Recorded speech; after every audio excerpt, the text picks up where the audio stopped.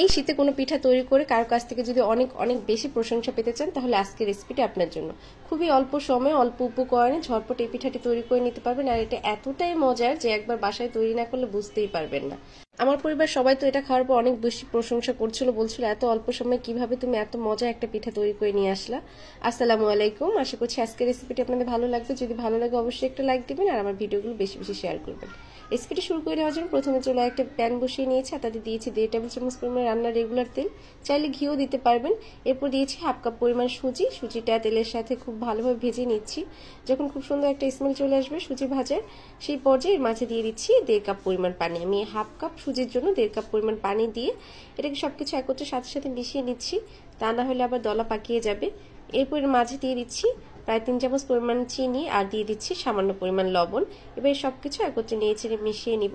যখন দেখবো যে প্যান থেকে সুজিটা ছেড়ে দিচ্ছে সেই পর্যায়ে বুঝতে হবে পানিটা শুকিয়ে এসেছে আর সুজিটাও পারফেক্টভাবে সিদ্ধ হয়ে গেছে। এই পর্যায়ে এটাকে চুলা থেকে নামিয়ে নিব। নামিয়ে নিয়ে একটা মিক্সিং বোলে নিয়ে নিয়েছি। এরপর মাঝে দিয়ে দিচ্ছি হাফ চামচের কিছুটা পরিমাণ বেকিং সোডা এবং হাতে কিছুটা পরিমাণ তেল মাখিয়ে নিয়ে এটাকে খুব ভালোভাবে মথে নিতে হবে। গরম থাকা অবস্থায় আমি এটাকে খুব ভালোভাবে মথে নিয়েছি।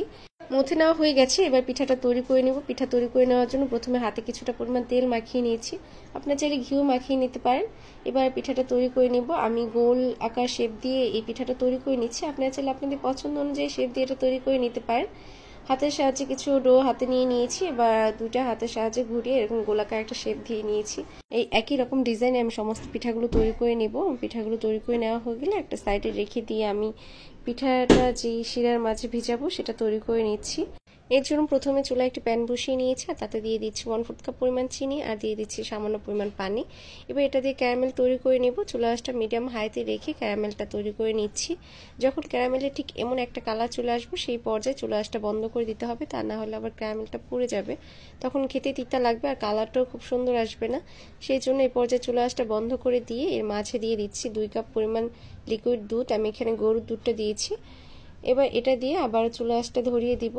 এরপরে কিছুক্ষণ নেড়ে নিলেই ক্যারামেলটা গলে যাবে এবং খুব সুন্দর একটা কালার চলে আসবে।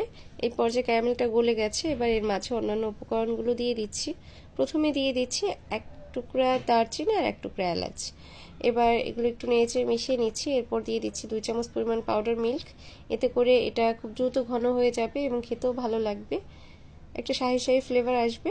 এবার সবকিছু একত্রে নিয়ে এর মাঝে দিয়ে দিচ্ছি 1/4 কাপ পরিমাণ চিনি। আপনারা মিষ্টিটা আপনাদের পছন্দ অনুযায়ী দিয়ে নেবেন।